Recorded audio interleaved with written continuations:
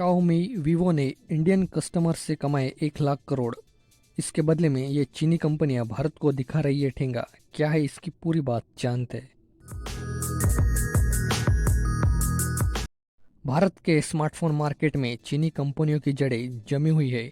Xiaomi, Oppo, Vivo इन कंपनियों की list में सबसे ऊपर है। इनके लो बजट से लेकर हाई प्रीमियम स्मार्टफोन तक हर तरह के ऑप्शन मौजूद है और पॉपुलर भी है। भारतीय ग्राहकों से ये कंपनियां अच्छी खासी कमाई भी कर रही है, लेकिन भारत के विकास में इनका योगदान 1 रुपये का भी नहीं है।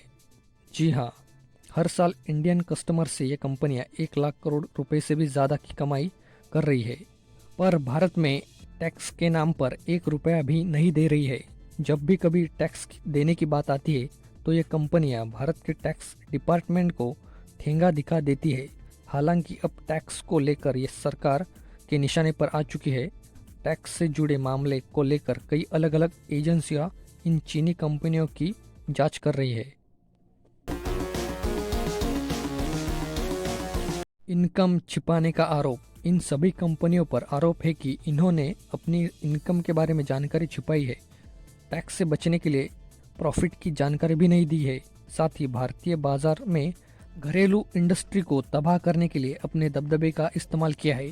और पिछले कुछ सालों के दौरान इन 3 कंपनियों पर रेगुलेटरी फाइलिंग में अनियमितता का भी आरोप है।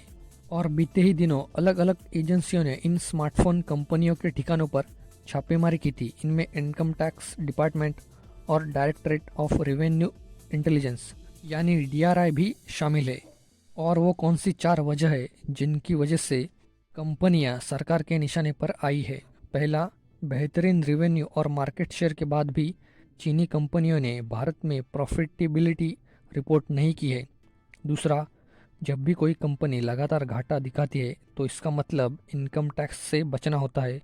तीसरा, सरकार चीनी कंपोनेंट्स सप्लायर्स के साथ हुए समझौते के भी अब जांच कर रही है।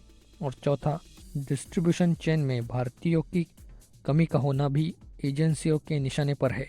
और इन चीनी कंपनियों ने जो हाल ही में जो फाइनेंशियल रिपोर्टिंग की है और इसमें कुछ खामियों का पता चला है। इनमें टैक्स चोरी, कमाई के आंकड़े छुपाना और अन्य फैक्ट्स के साथ छेड़छाड़ की बातें सामने आई है। शानदार बिक्री के बाद भी चीनी कंपनियों ने घाटा दिखाया। शाओमी, ओप्पो और वीवो ने रजिस्ट्रार ऑफ कंपनीज की फाइलिंग में घाटा दिखाया, जबकि इसी दौरान उनकी ज़बरदस्त बिक्री रही। और जब इस बारे में इन 3 कंपनियों के भारतीय यूनिट्स को सवाल पूछे गए तो उन्होंने उस पर कोई जवाब नहीं दिया।